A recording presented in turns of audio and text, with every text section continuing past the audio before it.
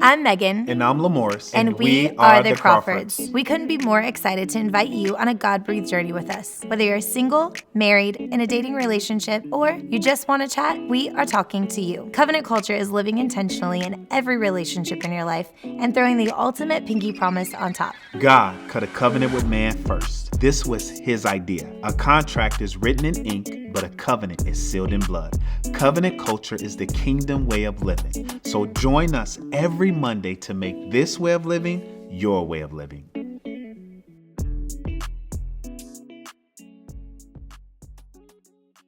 Welcome back. Hi. Covenant Culture Podcast episode. What is the episode, babe?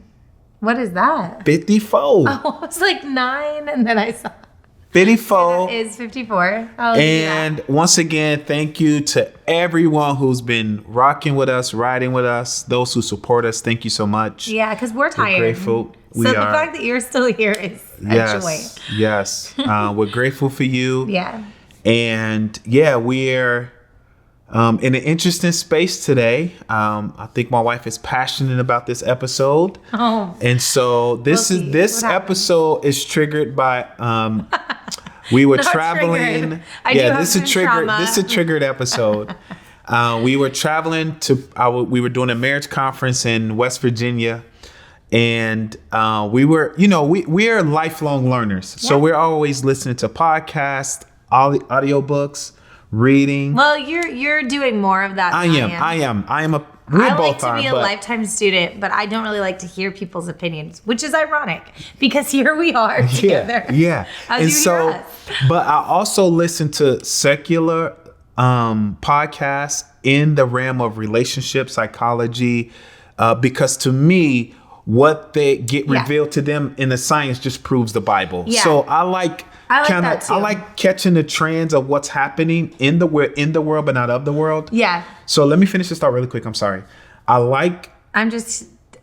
I'm about to let you go. I'm finna release you really quick. I could tell you. I was just let you out. Piggyback off of that. Okay. But the reason I don't like to listen is because most people are giving their opinions. Yes, I agree. And we try hard not to do that as much as give the word. Yeah. But I don't mind books. I like statistics and things like that. Yeah. And so I like to understand the psychology in relationship thought from professionals.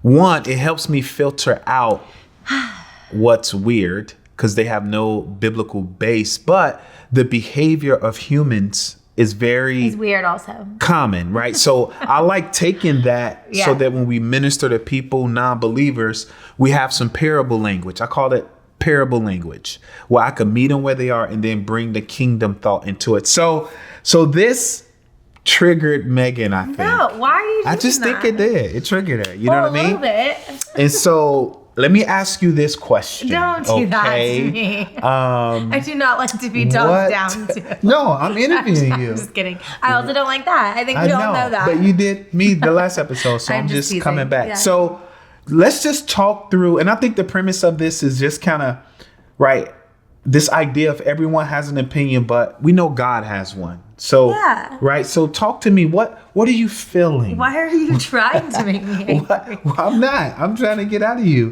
What was some of the things that were maybe said, or because this was like a 5.5 hour drive, by the way. Yeah. And we listened to multiple podcasts that drove me bananas. And I was like, maybe this is a heart problem. Let me just reflect on myself.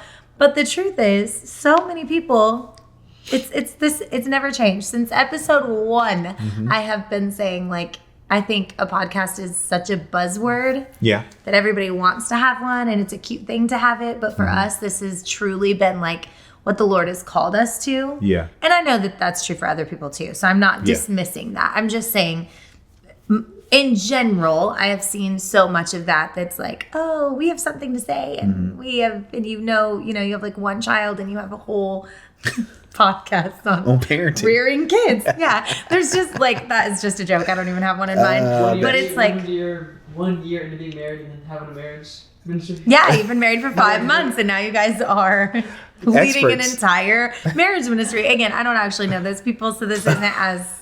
It sounds very personal. It is not. But this one podcast in particular very much so triggered me because I'll give it this. This is the best thing about it. Yeah, it wasn't a Christian podcast. So that's its most positive element. It was not. Is knowing that because you're not a Christian podcast, unfortunately, my bar of expectation is lowered. Yeah. I guess that's the positive spin. I get that. Because obviously, like, I get it. There's only so much you can say, like, this is what medicine says, this is what statistics show, this is what, right? This is, we've followed all these people, we have all these case studies. I think all of that is good information, and I appreciate that information. Yeah. But then when you spin it to say, I'm not telling you, this is a direct quote. So if anyone else has ever heard this, just forgive me. But I'm not telling you what I think. I'm telling you the facts. And I'm like, oh, hold on.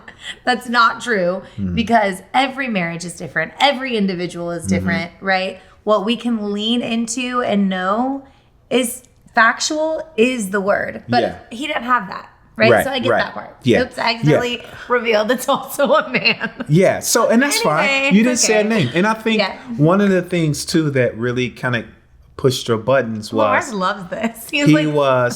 He was really talking from a... First of all, wait. First of all, if you're going to do a relationship podcast, you should have both parties represented. You should have a male and female if you're going to shoot a relationship marriage podcast. So this was a guy, really 90% of this episode was from a woman's perspective. And I'm like, bro, you ain't even a woman, first of all. Yes. But he is he does hold a doctorate degree in psychology or therapy. So he has the schooling, but there's still a perspective of a woman that a woman needs to get. Right, like so the education piece, you can't really trump actually the legitimate emotions and honestly, this is the truth. The reason I was triggered by this is because I thought this is what people are actually receiving as their truth and their counsel. Right. And that's why it bothered me because you cannot say that this thing is the truth for everyone or this is how we should operate or as a man that this is what every woman feels. You can't say that. First of all, you're a man, so you can't. Yeah. But there were some large statements and I think those were the biggest for me. Like, for instance, to say that you're not the actual husband I want. You're the idea of the husband I want. So most women, in my quotes, have fallen in love with the idea of the husband and not their real husband. And I'm like, again, I am triggered by this because, and now you've caught me on the trigger, but because this is not legitimate. That's not an okay statement. Even if there's some truth to it, that's not where we want to land, especially when it comes to counseling. Yeah. Right? Well, and I think even in the principle of that worldly view, the biblical side or the kingdom view of that is, as a husband, I'm called to love you like Christ loves the church. Yeah. So no matter what version you think you're in love with, I'm called to love you. Yeah. Right? And once again, agape love can only come from the born again experience. So those who don't know Christ really can't even have a love in their marriage. They can have a type of love, but it's not the sacrificial love or it's not the love with, no expectation in return. Yeah. That's agape. And so I think the idea of the principle works, but it would never be fruitful because it's not from the word. Yeah. Right? And here's another thing. I just started thinking, we have this one couple that we've counseled very regularly for quite some time. And we're in good, a fruitful season with them, but it's still just unpacking a lot of trauma that's happened. And trauma bonding is real. So when a traumatic experience happens in your relationship, you can bond together based off of that, right? Kind of lick each other's wounds or be in this space of bonding because of a traumatic situation. So I was thinking about this in particular because this couple told us that they were told by multiple counselors to just get a divorce and that they weren't going to make it. And then we listened to this specific episode, and I decided to hear him out the whole way, okay? Because I don't want to be the one that takes someone out of context and is like, why would you say? So I listened to all of it. And at the end, Phil Morris was like, actually, a lot of people have said that or what did you say? It was a stat or something that you had just read or heard that a lot of secular counselors, marriage counselors, tell couples you might as well just get a divorce. Yes. And what was that? I don't remember. That I forget the exact number, but a non-Christian counselor, the stats show that they would be more inclined to encourage divorce than to encourage couples to work through. Right. Because, and why? Well, they don't understand covenant. And also, it is easier. It is easier. So it's easier to be like, you guys are a mess. It's not working. Yeah. You think completely different. Yeah. You're living completely different Live lives. your You might truth. as well give it up. You need your peace. So this guy also kept talking about the truth. And I'm like, it's not the same truth. The truth you're talking about is not the truth we're talking about. But it made me sad. And again, I know I've said that, but that was the reason. It's sad because that kind of counsel does not provide hope. Right. So a lot of times, and I'm guilty of this because I never wanted to tell anyone like you can only speak to a Christian counselor. And to be honest, a big part of that was because we do marriage biblical counseling. Yeah. So I didn't want anyone to feel pressured to come to us. So I'm like, no, just like find a counselor that you both agree with. But I'm like, not when you hear that that's the feedback. Yeah. Of course, they're worldly counsel. Yeah. And yes, there are Christians that work in those divisions, right? We Correct. know that. Yes. But there's still things they can't say legally. Right. So then I'm listening to this guy and I'm like, nobody go there. Please don't. And he's I'm assuming well-known because we found his podcast randomly. Yeah. So he's a well-known married man also, but. Yeah. Lamorris here. Hey, I just want to take a quick second to invite you to go on a deeper journey with us to take the covenant culture message around the world. We're looking for individuals, families who are willing to partner with us at $7 a month. That's right. With that, you'll get bonus content. We'll be able to do maybe a small Bible study and even throw in a couples counseling session for you. So if that's something you would prayerfully consider doing, just go right over to covenantcultureministries.com. You'll see a green tab gift button in the top right of the website, and we pray that you want to partner with us. Thanks for your time. We'll see you soon. So yeah, that'll be interesting to see the dynamics of their marriage. But here's the thing about selfish truth. Yeah. Is when you live in that space, you believe that's the only reality. Wait, what?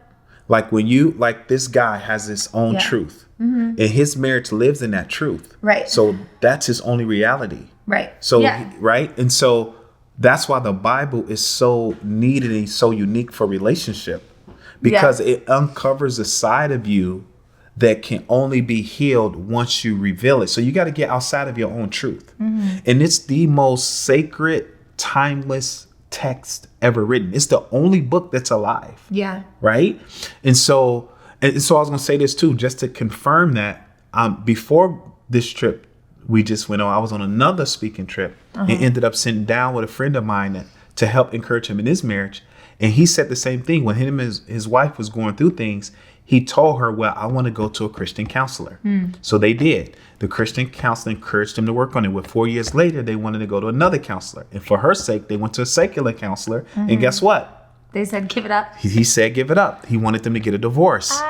Right. And this is real time. This just happened literally a week ago. See, and he didn't tell me that. Yeah. I guess this wrecks me so much because I'm like, you guys are marriage counselors. Right. You should just by default be like pro-marriage. Yes. Right? Yes. Now I know, and trust me, we have been with people. With tough circumstances. There's only one couple though, and I don't even know how many couples. We couldn't even begin to try and guess. Yeah, we couldn't. I think there's only been one couple that were like, yeah, you guys, this is probably not good. And infidelity was already present. Yeah. And it didn't look like it was going anywhere anytime soon. Yeah. Having couples that don't want to change, I still believe there's so much grace there. Yeah. Like as long as one of you are trying, right? There's a whole part in scripture talking to the spouse with an unbelieving spouse. Like, what is your role? Yeah. And again, I understand that like this secular counselor doesn't understand that, or I'm assuming that. Yeah. I'm assuming that. I don't think he's a Christian. Based on what he was saying, it didn't sound that way. Oh, is Lamorris triggered? I think Lamorris is triggered. Well, I'm not. Okay, I'm triggered. It's your turn. Okay, because great now. of I got this. that off my chest. Because of this. let's say you go the secular route and get a divorce. If you don't get to the root of the problem, your next marriage is going to be the same. Well, that's why I don't understand. What are you people doing? I do. You see what I'm saying? And that is not for a race, okay, or a gender. It is for what on earth are these people that are not pro-marriage doing? Because you're actually just giving an easy out. Like, yeah, this isn't going to make sense. This doesn't work. It is too difficult. Yeah. You should move on. And then you're sending them. I guarantee those couples are right back in the office. Oh, absolutely. Having the same conversations with the same counselor. That's like, this one didn't work either. But don't worry, you're not alone, because 50% of marriages don't make it anyway, in church and outside of church. And then on top of that, it grows to like 70%, I believe, that are multiple divorces. Yeah. Because it gets like easier. Yes. Right? We've done this before. We kind of know the drill, the routine. It just didn't work. We grew apart. We don't love each other anymore. All those standard statements instead of like fighting for. Yeah. And I think it is verse in this conversation, right? There's a way that seems right to a man. But in the end, it ends in death. In destruction. Yes. Another translation. And the other one says death, and I'm going to stick there. Yeah. And so that's a bad one. So when you feel like in your marriage, it seems to be going the wrong way. Well, if I put in my GPS that I want to go north to Chicago, but it's sending me south to Atlanta, maybe I need to change my coordinates. That's good. Or change like a lot of times you have to go to Waze. Yes. No disrespect, Apple, but until you are sponsoring our podcast. Yeah. The truth is Apple Maps is not as good as Waze. So if there's a way that seems right to me and I'm going that way and it's not working, then maybe I should turn to another source. That's what I'm saying. To go the right way, which is the scriptural way. It's Waze. Right? Waze is the way. But Waze burn more battery. That's why I don't use Waze all the time. But it does get you to your destination. It does. I agree. Properly. And that's where we are right I agree. now. Yes, 100%. So to put a almost bow on this, we're not putting the bow together yet. Is that which step? Where are we in the process of the bow? No, this is important because I love it. That was so trendy. Your girls would be so proud. They love bows right now. You know, bows are the thing. What I love about the gospel is and I'm preaching this coming weekend. Okay. What I love about the gospel is embedded in the gospel is hope. Embedded in the gospel is hope. Yeah. There's hope in the gospel. Yes. So when you have a marriage that's struggling and you got the word at the center, embedded in that information, in that word is hope. Well, and likewise, when you have a marriage that's struggling and you have counselors that say it's not going to work, your hope plummets, right? It's like popping a balloon. This couple, literally, she was in tears when she said to us, like, I'm just glad that you said, because honestly, I don't even know why we did say it. We were just like, we believe in y'all. Y'all are going to make it. You're going to be okay. And infidelity was present. And so that always is a giant monster in relationship, especially in marriage.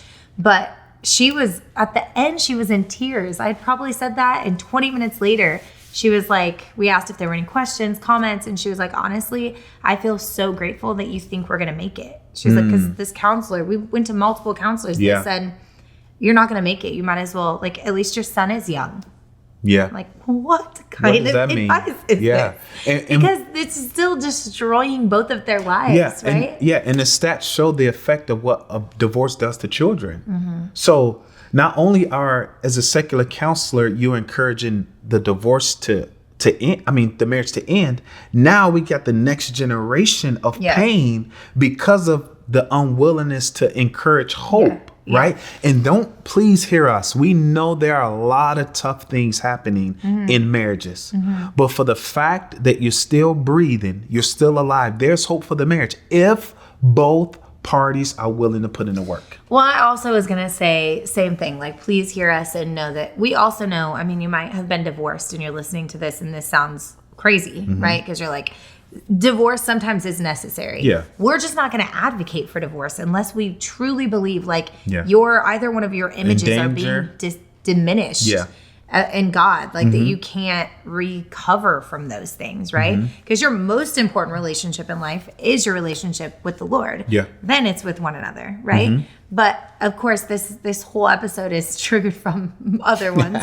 But then I was listening to, there was another podcast. We're like, okay, well, that one's done, and I'm gonna lay down my throne of.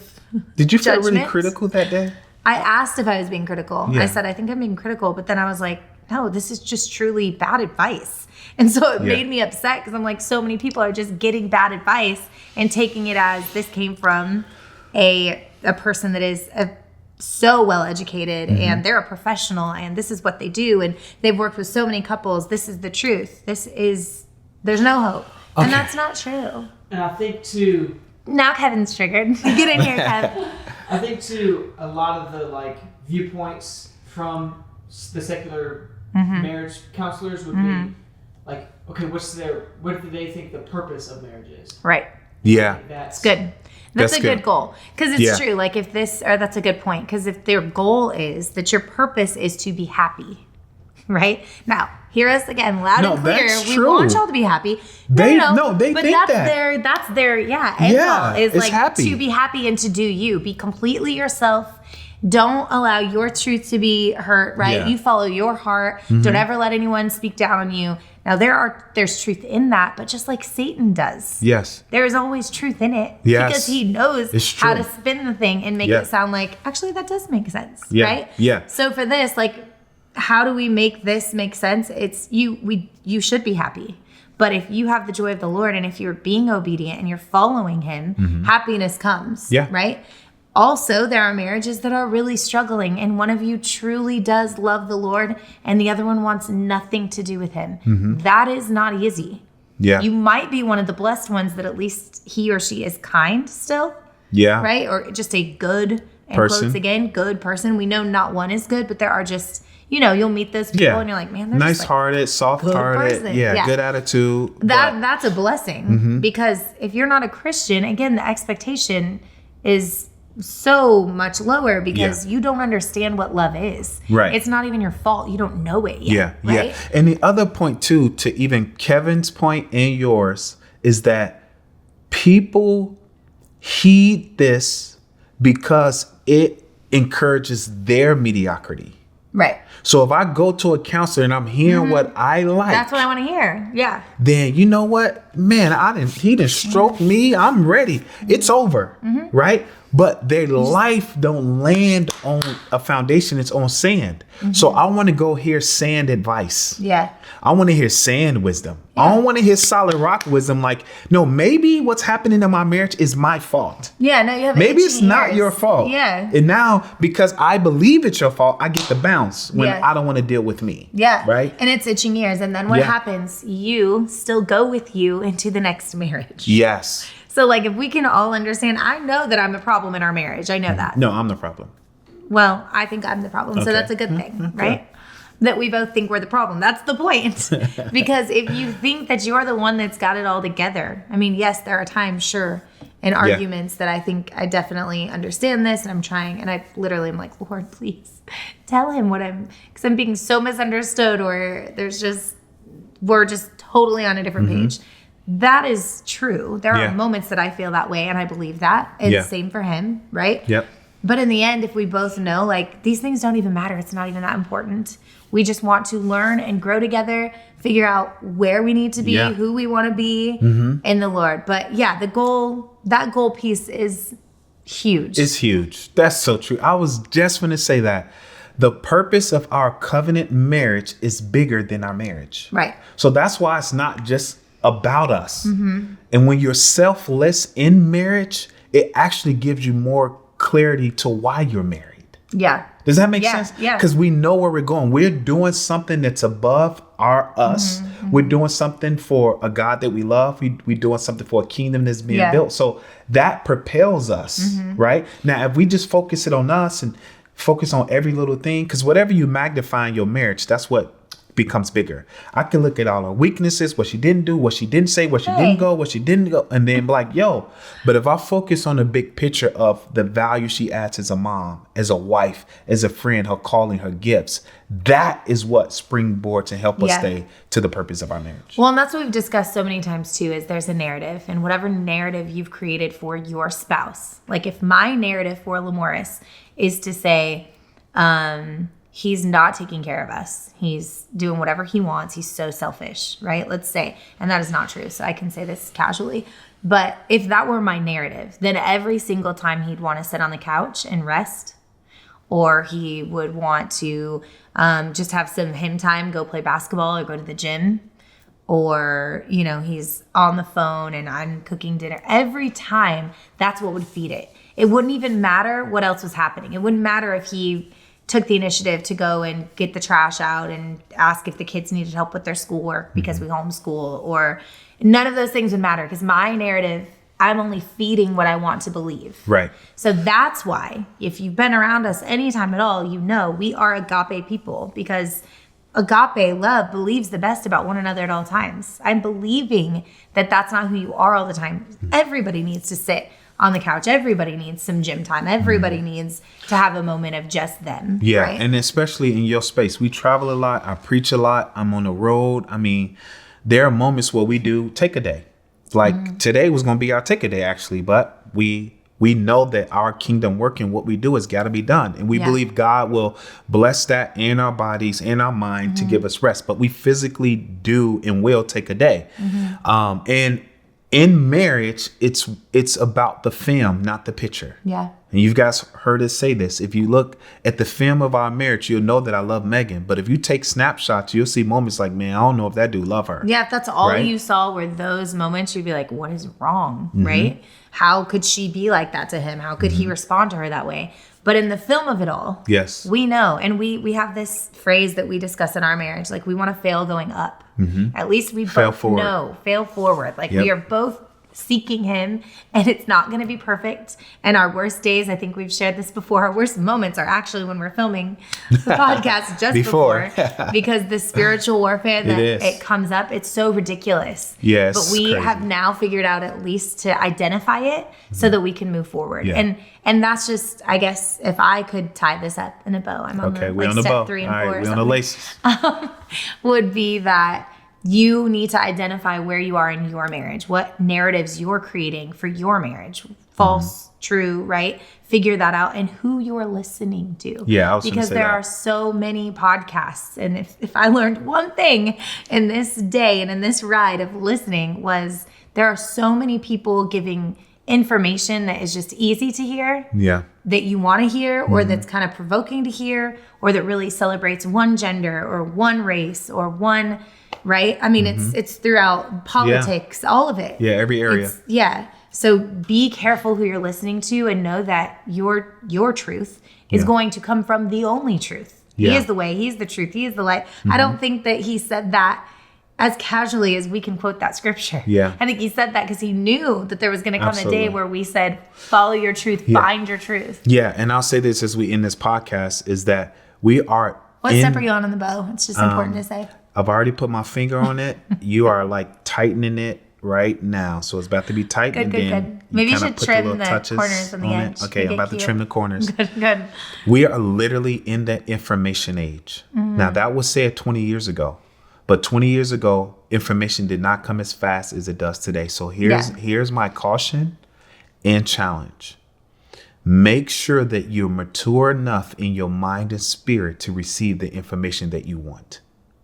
Right? So don't just be listening to stuff because it's trendy. Make sure you're ready to receive the information. Yeah. And then the second thing is make sure you filter it well. Yeah. That the foundation of what you're getting in your heart and in your mind and in your soul is from the scriptures. Yeah. So if there are biblically based Bible teachers, podcasts, YouTube video creators, make sure it's biblically based, because that's the only thing that sticks. Yeah, That that's will right. stick for the good. That's so right. Let's call this episode Make It Make Sense. make it make sense. Find the truth.